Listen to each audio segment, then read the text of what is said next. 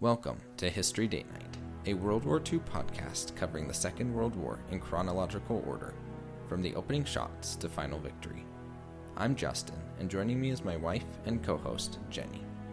Together we explore the people, battles, and turning points that shape the deadliest conflict in human history, one date at a time. On this episode, we will not submit voluntarily. Here's the critical failure. She has no fighter cover whatsoever.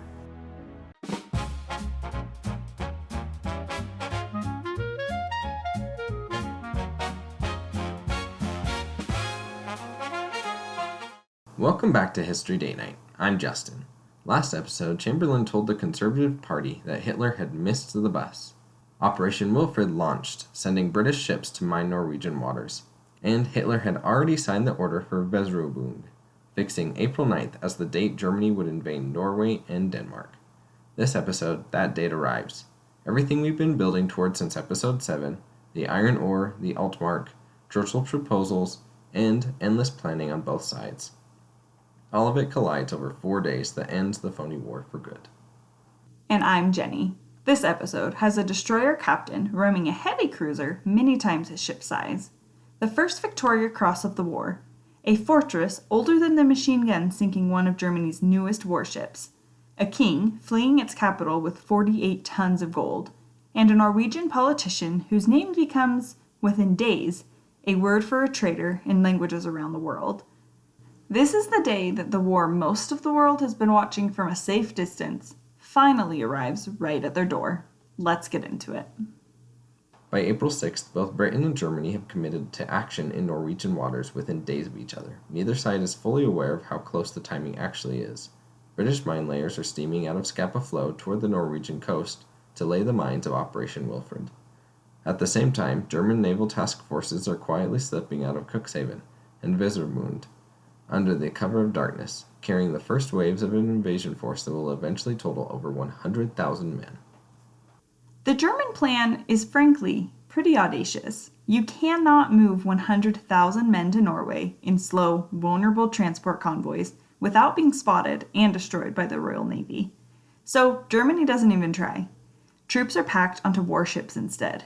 Destroyers, cruisers, even the battle cruisers Scharnhorst and Gneisenau, escorting the northernmost groups.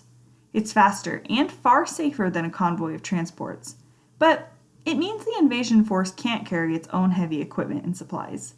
Those follow separately, disguised as ordinary merchant traffic, colliers loaded with coal on top and artillery and ammunition hidden underneath. Ships that will find elaborate excuses not to leave Norwegian harbors once they've delivered their cargo. April 7th is when the scale of what's happening becomes noticeable, and Britain still doesn't correctly read it. In the morning, the full German naval force sails in 10 separate groups under the overall command of Admiral Rolf Karls. This includes old battleships, heavy cruisers, over 20 destroyers, minesweepers, and transports, escorted by 31 U-boats. A Hudson reconnaissance aircraft spots part of this force at 1:25 in the afternoon and correctly reports a cruiser and 6 destroyers steaming north. 12 Blenheim and 24 Wellington bombers are sent to attack, but this attack fails. Here's the critical failure. The British Admiralty, receiving reports of major German naval movement, concludes that Germany is launching a raid to break out into the open Atlantic and attack shipping lanes, the exact same pattern that the Graf Spee and other raiders had already established. The home fleet sails from Scapa Flow that evening to intercept what they believe is an Atlantic breakout. And in a decision that will haunt British planning for the rest of the campaign, the troops who had been embarking at Rosenth for an Anglo-French expedition to seize Narvik are ordered back onshore so their transport ships can be freed up for the naval operation instead. Those troops could very plausibly have reached Narvik before the German landings, or at least been on hand to contest it immediately. But instead, they're sitting in Scotland while German destroyers steam directly for the port. On April 8th, roughly 140 miles northwest of Trondheim, the British destroyer HMS Glowworm has fallen behind the main British force after detaching to search for a sailor that was lost overboard in heavy seas. At 8 a.m., she stumbles directly into part of the German invasion fleet and finds herself facing the heavy cruiser Admiral Hipper, a ship with guns and armor entirely out of her class. The Hipper opens fire at close range. Glowworm's captain, Lieutenant Commander Gerard Broadmead Roop, makes an extraordinary decision. Outgunned and with no realistic chance of winning a gunnery duel, he turns his ship and rams the Admiral Hipper at speed. The collision tears a 40-meter gash along the German cruiser's side, causing serious damage. Glowworm herself is finished by the impact and by the Hipper's guns, and she sinks with 118 of her crew, including Roop. The German's captain, Helmuth Hay, is reportedly so struck by Roop's conduct that he personally radios a report of it, a report that eventually reaches the Royal Navy years later. Roop is posthumously awarded the Victoria Cross for action in the Second World War. The same day, at 11:50 a.m., near the town of Lillesand in southern Norway, the Polish submarine Orzel, the boat whose extraordinary 1939 escape from Estonia that we told earlier in the series, finds and attacks the German transport ship named Rio de Janeiro. She's been pressed into service by the German army, carrying troops and horses towards Bergen. Orzel's first torpedo misses, the second hits but doesn't sink her, and as smoke pours from the stricken ship and the order to abandon ship goes out, a third torpedo strikes amidships and breaks her back. Roughly 150 men drown, including 97 Luftwaffe flak troops, along with 80 horses. There are 183 survivors, and Norwegian fishing boats move in to help the German soldiers from the water. The German soldiers who reach the Norwegian shore, still in full combat dress, tell their rescuers they were on their way to help defend Bergen against the British. It's a cover story, but it still works. When word of the sinking reaches Berlin, German naval staff initially fear their entire invasion has lost the element of surprise. Within hours, the German naval attaché in Oslo reports back that Norwegian authorities show no signs of alarm. And astonishingly, he's right. Norway's chief communications officer spends that evening in a social gathering hosted by the German air attaché in Oslo and is not called away until 11:30 that night. The order to activate defensive minefields in the Oslo ford doesn't go out until 1 a.m. on April 9th, by which point German ships are already inside the ford. A submarine sinks a troop transport in broad daylight off the Norwegian coast, and it still is not enough to wake Norway up in time. At 5:20 a.m. on April 9th in Oslo and Copenhagen, German envoys present the Norwegian and Danish governments with an ultimatum: accept the, quote, protection of the Reich, end quote, immediately or face invasion. 3 German troop ships have already sailed directly into Copenhagen harbor. A single Danish policeman draws his pistol and tries to resist the landing, but he is shot and killed. Scattered firefights occur throughout Denmark, but the resistance was minimal. German trawlers, escorted by fast attack boats, bring troops into every major Danish port and island simultaneously, seizing control of the Skagerrak and Kattegat, the narrow straits between Denmark, Norway, and Sweden that Germany needs secured to protect its supply lines to the Norwegian invasion force. Airborne troops land at Aalborg Airfield in northern Jutland. Motorized troops cross the land border at Flensburg and Tondern.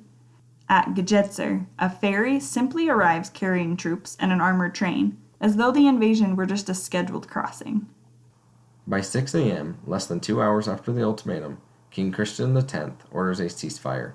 Denmark's commander-in-chief, General Pryor, initially ignores the order, apparently unwilling to accept capitulation without a fight. But at 6:45 a.m., the king sends his own personal adjutant to make certain the ceasefire is actually obeyed. 16 Danish soldiers have died, but Denmark surrenders in under 6 hours, and the country is entirely occupied before most of its citizens are even awake to what's happening. The occupation creates a genuinely strange legal situation. Because Denmark did not resist, technically, Denmark is not considered to be at war with Germany. It remains, on paper, a neutral country under German protection, still governed by a coalition of most of its own democratic political parties. Germany cannot simply depose that government without undermining its own public claim, however thin, that it isn't actually threatening neutral nations. Denmark becomes an occupied country that Germany insists on treating, at least for public consumption, as a voluntary partner. In Norway, the response is different from the first hour. Foreign Affairs Minister Halvdan Koht responds to the German ultimatum with words that become a rallying point for Norwegian resistance. We will not submit voluntarily. The struggle is already underway. I had considered trying to say this phrase in Norwegian, but to be honest, that might amount to torture under the Geneva Convention. Anyways, that morning, King Håkon VII and the entire Norwegian government flee Oslo for the mountains to the north, taking with them something Germany very much wants to capture: Norway's national gold reserves, over 48 tons of gold loaded onto trucks and driven out ahead of the advancing German forces. And that same day, Vidkun Quisling, the Norwegian fascist leader we first mentioned back in episode 14, when he traveled to Berlin to meet Hitler and offer his cooperation, goes on Norwegian radio and declares himself the country's new prime minister, ordering his countrymen not to resist the German forces. He has no legal authority to do any of this. He is effectively announcing a coup on behalf of a foreign invader while that invader's soldiers are still fighting their way ashore. Within days, his name enters languages around the world as a common noun. A Quisling becomes, and remains to this day, the word for someone who collaborates with an occupying enemy against their own country. Few people in history have had their own name turned into an insult that quickly or this permanently. The most dramatic single engagement of the entire invasion happens in the Oslo Fjord, at a narrow passage called the Drobak Narrows.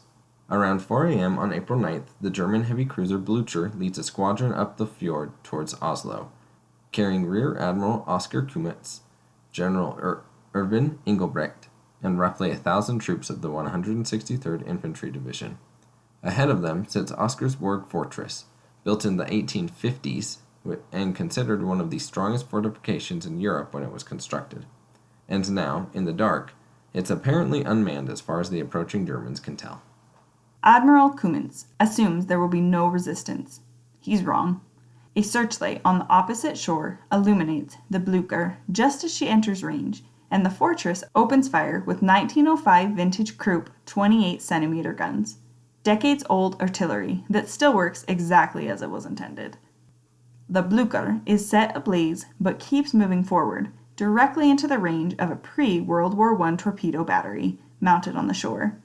2 torpedoes strike the ship, causing catastrophic explosions.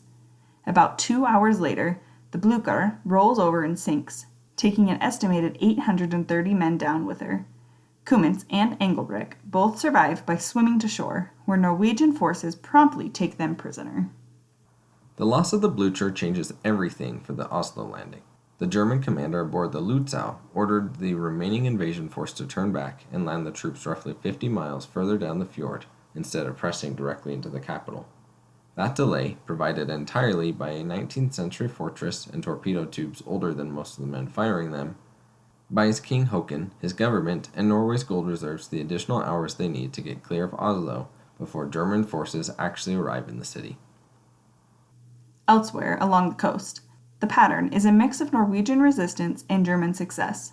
At Narvik, 2 aging Norwegian coastal defense ships, the Eidesvoll and the Norge, we're doing our best here, both roughly 40 years old, are ordered to resist by force rather than surrender. But both are sunk within minutes by torpedoes from German destroyers. 276 Norwegian sailors die. At Bergen, coastal batteries at Fort Kvarven managed to damage the German cruisers Königsberg and the artillery training ship Brems as they approach. But the port still falls. At Kristiansand, Norwegian coastal artillery mistakenly sinks the German cargo ship Seattle, and later that evening, the actual German cruiser Karlsruhe is torpedoed and badly damaged by the British submarine HMS Truant as she leaves port. She has to be scuttled by her own escorts the following day. Out at sea near the Lofoten Islands, roughly 50 miles off of Narvik, the British battlecruiser HMS Renown intercepts German cruisers Scharnhorst and Gneisenau as they finish escorting the Narvik invasion group. In a brief exchange of fire around 4 a.m., Renown lands 3 hits on the Gneisenau while taking 2 herself. Both German ships break off and withdraw rather than press the engagement. It's one of the only moments in the entire campaign where British and German capital ships actually trade fire directly, but neither side is seriously hurt by it. Air power plays a brutal role today. German Ju-87 dive bombers and HE-111s attack Royal Navy units operating off Bergen. damaging the cruisers Devonshire, Glasgow, and Southampton, and sinking the destroyer HMS Gurkha, the first tribal-class destroyer lost in the war, and the first British destroyer sunk by air attack alone. 190 men survived the Gurkha's sinking. A 500-kilogram bomb also strikes the battleship HMS Rodney, which penetrated the deck but failed to detonate.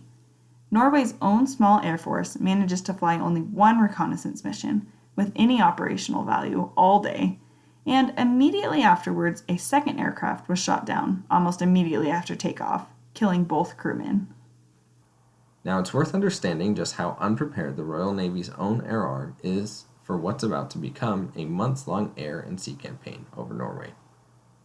Britain possessed only a handful of operational fleet carriers when the invasion began.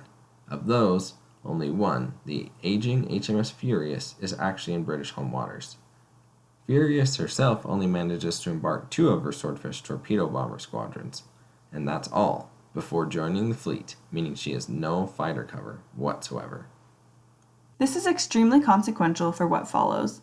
Britain's surface ships can contest German naval forces reasonably well, as the Blücher and the actions off Lofoten and Christiansand show. But the Luftwaffe controls the skies over the Norwegian coast almost entirely, because the Royal Navy simply does not have the carrier capacity in these waters to challenge it. The Gurkha's loss to dive bombers this same day is a preview of its vulnerability. The Norwegian campaign that follows over the coming weeks will expose in the most costly way possible just how far British naval aviation still has to go before it can operate as an equal partner to land-based air power.